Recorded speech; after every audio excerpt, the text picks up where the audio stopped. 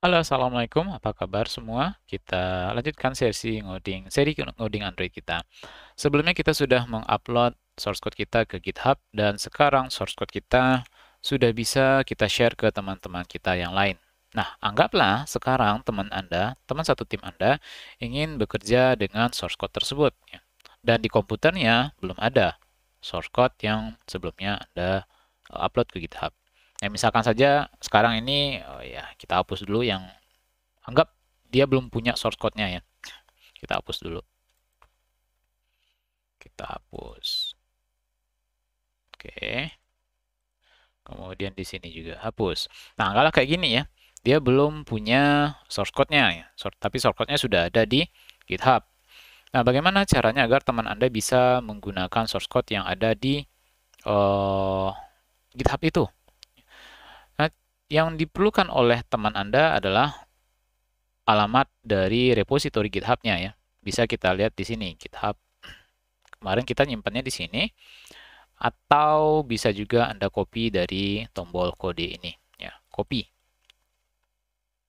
Satu hal lagi, agar teman Anda nanti bisa mengupload source code-nya ke sini, Anda harus tambahkan teman Anda sebagai kolaborator di sini. Ya. Oke, nah kalau sekarang teman Anda sudah punya alamat GitHub-nya, kita copy. Lalu bagaimana caranya teman Anda bisa menggunakan ini? Bisa di-download secara manual, tapi karena Android Studio sudah memiliki fasilitas Git terintegrasi, kita akan gunakan fasilitas itu saja. Di bagian titik 3 ini, ada More Action. Nah, di sini ada pilihan Get from Version Control. Kita pilih itu saja. Kemudian version controlnya kita pilih Git. Kita langsung saja berikan URL yang tadi sudah kita copy. Paste. Oke, dah gitu aja. Kemudian kita clone. Tunggu sejenak sampai prosesnya selesai. Nah, Android Studio akan mempersiapkan project kita, termasuk dia mensinkronkan Gradle-nya. Nah, sama seperti ketika Anda bikin project pertama sekali, kalau seandainya ini adalah project yang pertama sekali Anda buka dengan Android Studio, mungkin akan butuh waktu ya, karena Android Studio-nya perlu mendownload komponen-komponen yang dibutuhkan. Nah, tapi karena Android Studio saya sudah pernah mengerjakan project sebelumnya, maka prosesnya tidak akan lama seharusnya. Kita tunggu saja.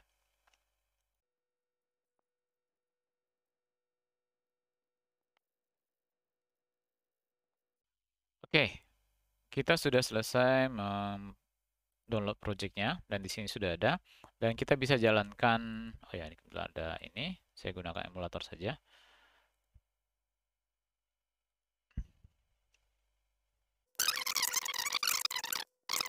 Oke, kita coba run di emulator.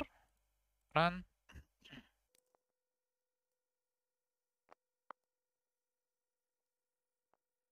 Oke, aplikasinya udah jalan sama seperti sebelumnya ya. Nah, sekarang anggota tim Anda atau teman Anda ini bisa mengerjakan bagiannya ya, apa yang akan dikerjakan. Nah, bagaimana cara mengerjakannya? Ya, tentu kita bagi pekerjaan. Oh, mana Figma-nya ya? Sebelumnya kita sudah mendesain sebuah antarmukanya ya. Anggaplah teman Anda ini sekarang mendapat bagian untuk menyelesaikan halaman login yang sudah didesain, ya. Artinya, teman Anda perlu mendesain activity untuk halaman login. Mari kita lihat dulu yang ini, ya. Untuk halaman login ini ada logo, kemudian teks, username, teks password, dan tombol login ya. Ini seharusnya tulisannya login ya. Oke. Nah, teman Anda akan membuat bagiannya ya. Kebetulan teman Anda ini dia mendapat bagian itu. Nah, dengan source code yang sudah terdownload sekarang dan sudah berjalan dengan benar, teman Anda bisa mengerjakannya. Nah, disarankan untuk mengerjakan bagian masing-masing, kita tidak bekerja di satu branch utama, main ini, tapi kita bekerja di branch masing-masing. Untuk itu, kita perlu membuat branch kita sendiri. Misalkan teman Anda dapat tugas membuat branch login, membuat halaman login, maka teman Anda perlu membuat branch sendiri, yaitu branch login misalkan namanya. Untuk membuat branch, kita tinggal pilih new branch. Branch kita beri nama misalkan activity login. Ya, karena di sini kita akan membuat activity login. Oke. Nah, sampai di sini kita sudah membuat activity login. Yang di sini kita lihat yang aktif sekarang adalah activity login. Nah, seperti yang Anda ketahui ya, bahwa Android itu memiliki 4 jenis komponen: activity, services, content provider, dan service broadcast receiver, dan content provider. Nah, untuk activity sendiri itu adalah komponen aplikasi Android yang memiliki antarmuka atau memiliki tampilan. Nah, sekarang kita akan membuat komponen activity, yaitu activity login. Untuk membuat atau mendesain tampilan atau halaman activity login, kita harus mengelola file XML yang ada di dalam folder layout. Oh ya, kebetulan kita belum punya activity login, yang ada baru activity main. Ya, Anda bisa gunakan ini sebagai activity login, tapi saya lebih suka membuat activity sendiri dengan nama activity login. Mari kita tambahkan sebuah activity yang namanya adalah activity login. Klik kanan new, kemudian pilih activity, kemudian Anda bisa langsung pilih di sini empty activity. Atau Anda bisa gunakan galeri untuk melihat tampilan activity yang akan Anda buat. Saya akan pilih galeri. Kemudian saya di sini akan pilih empty activity. Anda bisa pilih yang lain. Kemudian klik next. Untuk activity name-nya, saya akan berikan nama login activity. Activity.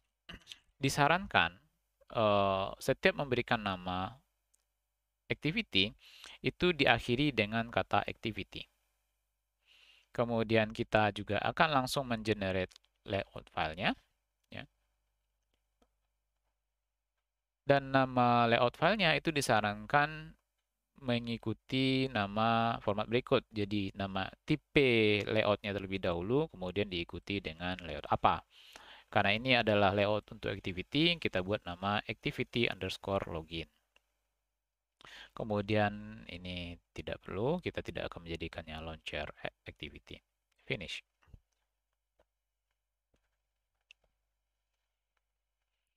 Oke, ini ada peringatan untuk menambahkan file ini ke dalam Git. Oke, kita add saja.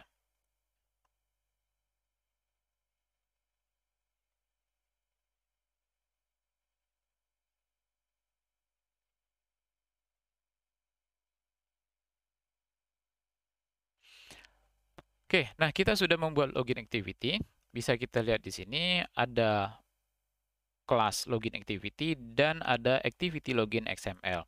Nah, untuk membuat desain activity-nya, kita perlu memodifikasi file activity login ini. Silakan buka file activity login.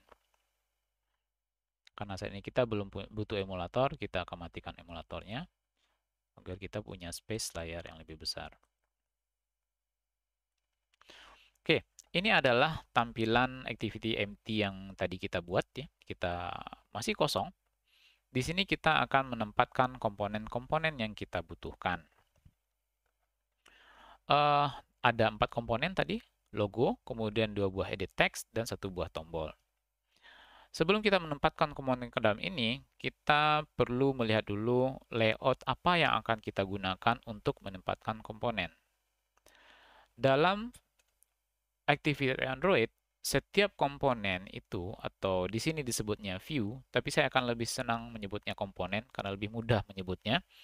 Seperti komponen itu misalkan button, text view, image view, recycler view, dan lain sebagainya. Itu akan ditempatkan di dalam activity ini. Ya. Nah, ada beberapa jenis activity, ada beberapa jenis container yang bisa digunakan untuk menampung komponen-komponen ini. Salah satunya adalah constraint layout. Ini adalah jenis layout yang disarankan oleh Android untuk digunakan.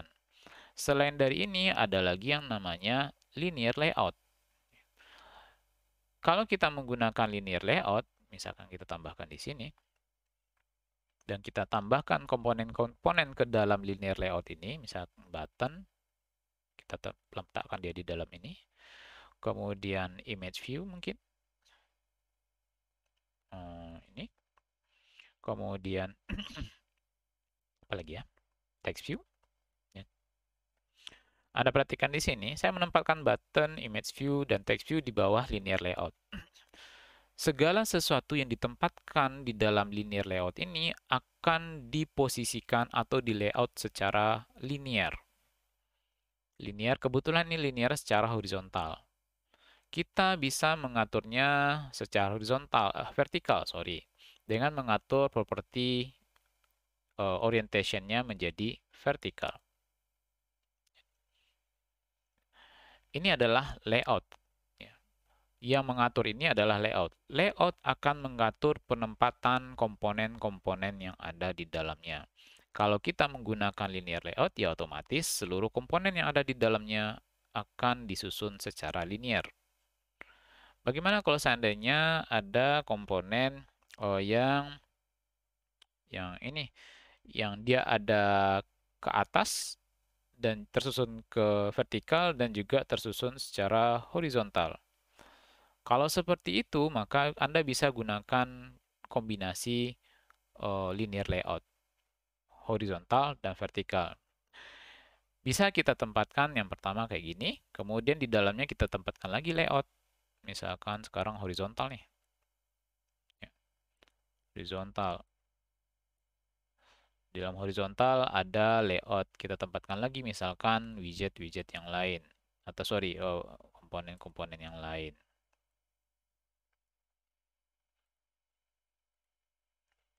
Nah, seperti ini ya. Jadi di dalam linear layout ada lagi linear layout ya. Tapi Android sama sekali tidak menyarankan keberadaan layout di dalam layout. Apalagi sekarang tadi saya menempatkan linear layout ini dalam constraint layout ya, karena saya tidak ingin menghapus ini. Tidak disarankan.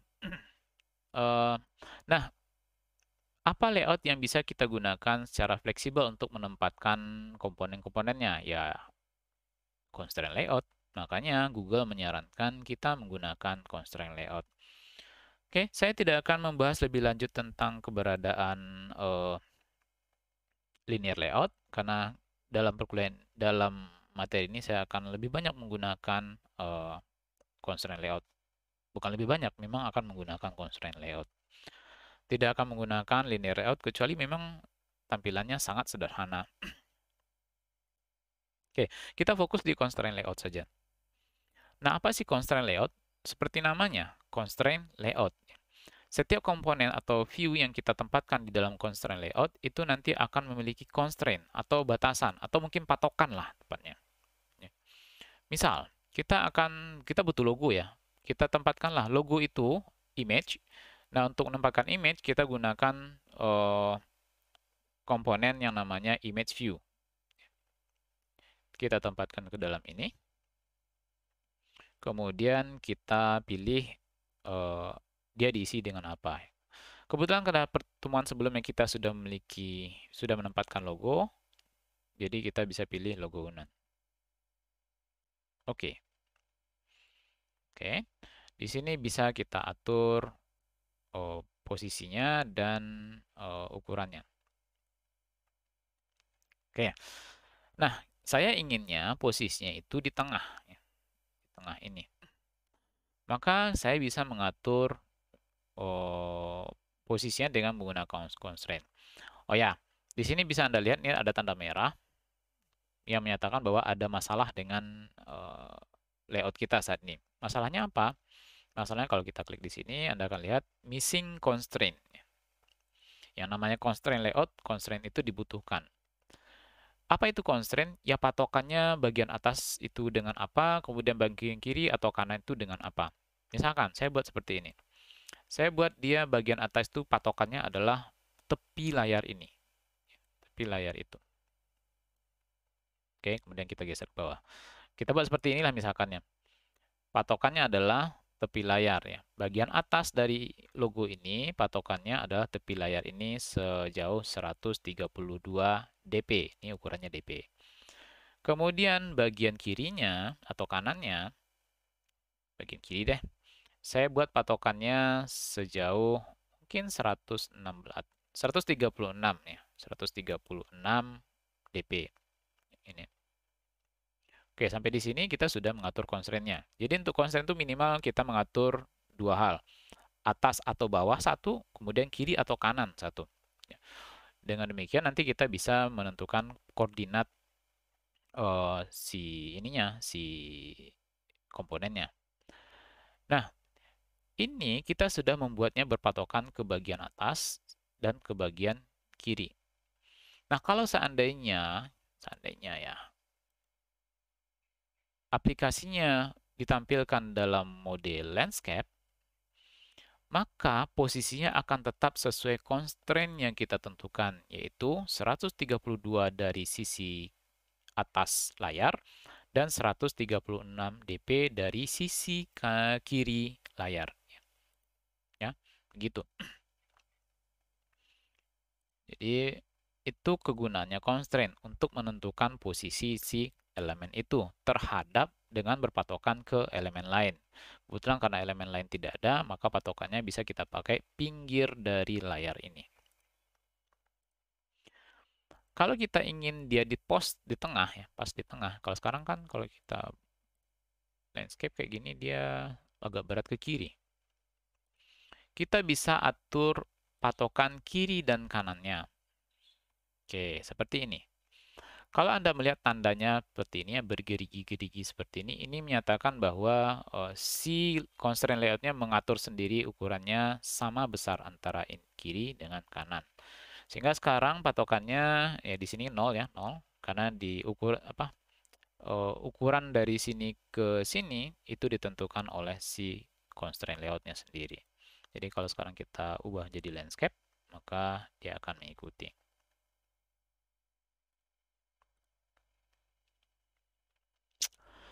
Oke, next. Next kita butuh apa ya? Di desainnya ada dua buah text box. Ini saya perkecil. Yaitu bagian teks, yaitu untuk username. Untuk saat ini saya akan gunakan ini saja terlebih dahulu. Ya, saya tempatkan.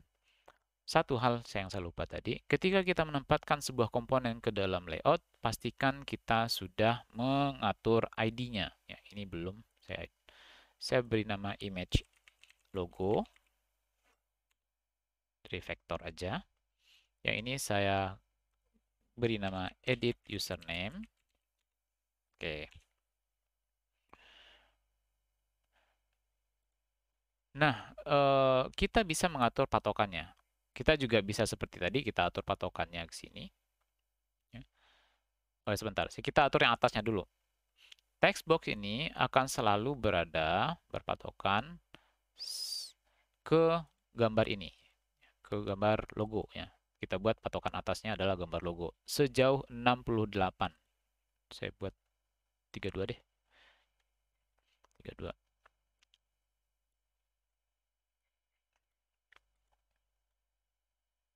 Oke. Kemudian sisi kirinya saya akan buat dia berpatokan dengan bisa ini juga.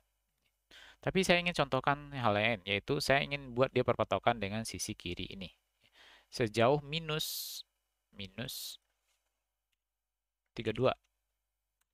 Ya. Artinya dia ada agak ke sini gitu, nggak sejajar. Atau saya buat 0 deh.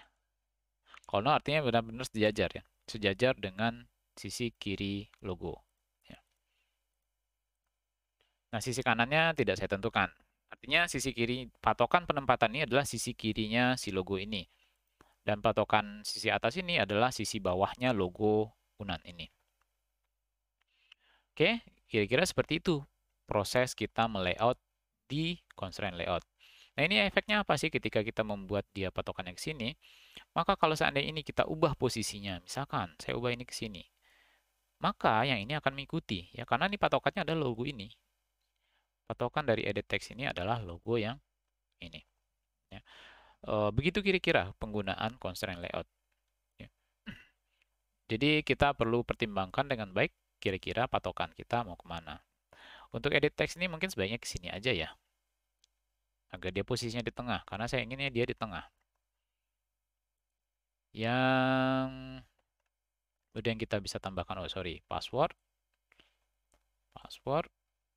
Untuk password mungkin saya akan buat patokannya ini ya. Karena saya ingin kedua teks ini selalu sejajar berdua. Sehidup semati mungkin. Kita bisa atur jaraknya 36, atau kita juga bisa mengatur jaraknya dari sini ya secara exact, secara tepat. Oke, dan terakhir kita bisa tambahkan button lagi.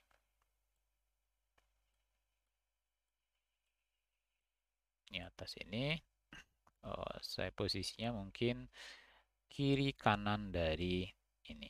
Jadi posisinya akan selalu berada di tengah dari.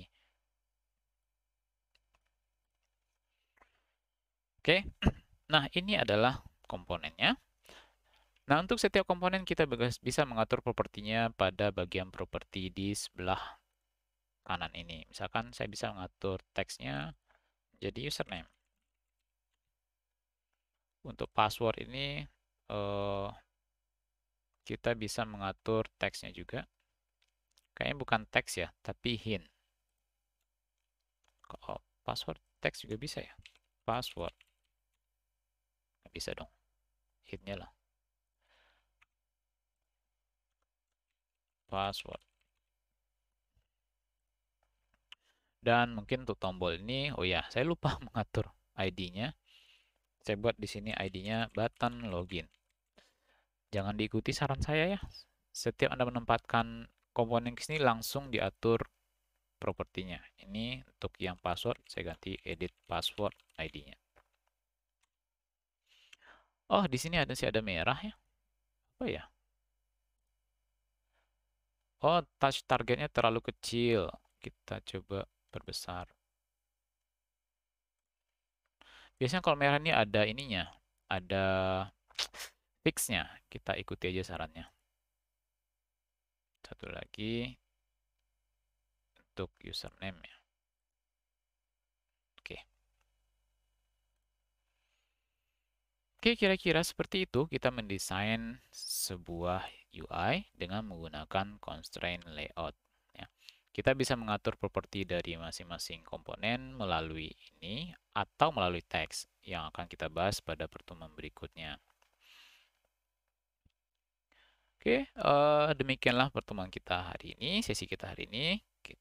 Kita akan bertemu di sesi berikutnya, yang mana pada sesi berikutnya kita akan masih membahas tentang layout ini. Terima kasih. Kalau Anda punya kendala atau pertanyaan, silahkan tulis di kolom komentar.